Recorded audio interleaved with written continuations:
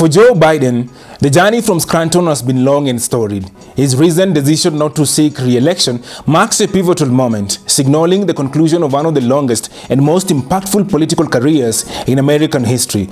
Throughout his tenure as the 46th president, Biden fulfilled a lifelong aspiration, navigating the nation through monumental challenges. He steered the country through the worst pandemic in a century, spearheaded an economic recovery against daunting odds, unified global opposition to Russian expansion, and orchestrated the largest investment in climate action to this very date. But there was a challenge he could not conquer: age. In a heartfelt letter, Biden expressed his deep honor in serving as president, but also acknowledged that stepping aside was in the best interest of his party and the nation. This decision followed a challenging debate performance and concerns about his ability to lead effectively into the future. Just days before this announcement, in the wake of a disastrous debate against Donald Trump, in which he appeared to lose his train of thought, Biden insisted he was not staying in the race for his legacy, but to complete the job that he had started.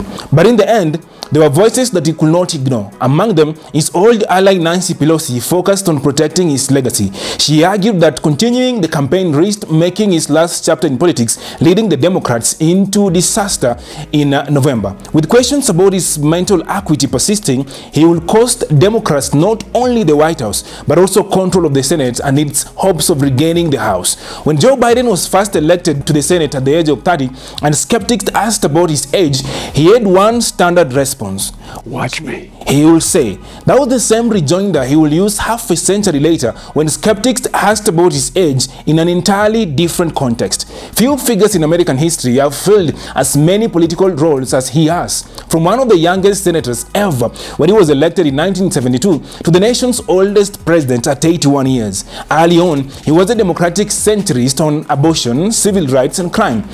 Later as president, he will enact the most far-reaching progressive agenda since Lyndon Johnson and his Great Society. As vice president, he played a very important role in Barack Obama's historic presidency, and against all the odds, secured the Democratic nomination and ultimately defeated Donald Trump in 2020.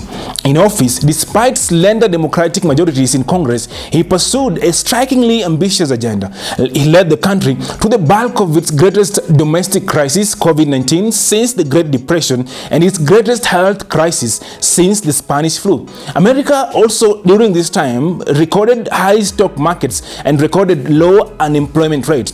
Joe Biden also kept the nation out of war despite wars erupting around the world. Biden never lost the persona he forged during early era of politics, one in which compromise across party lines was the rule of the game.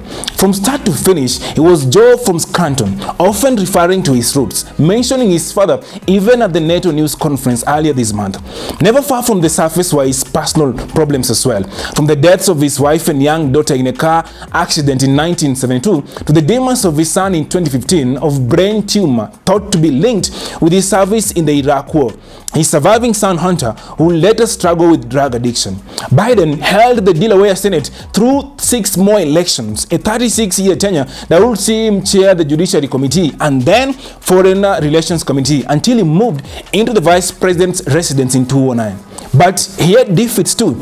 He ended his bid for the 1988 Democratic presidential nomination in the wake of accusation over plagiarizing a British politician's term speech. In 2008, his bid went nowhere. He finished humiliating 5th in the opening Iowa caucuses. In 2020, he lost Iowa too, then the New Hampshire primary, then the Nevada caucuses, but he won the South Carolina primary, and with that, staged a comeback for the Democratic nomination. And then the presidential election, running as a uniter in a time of division. He will carry more than 81 million votes, the most of any presidential candidate in history.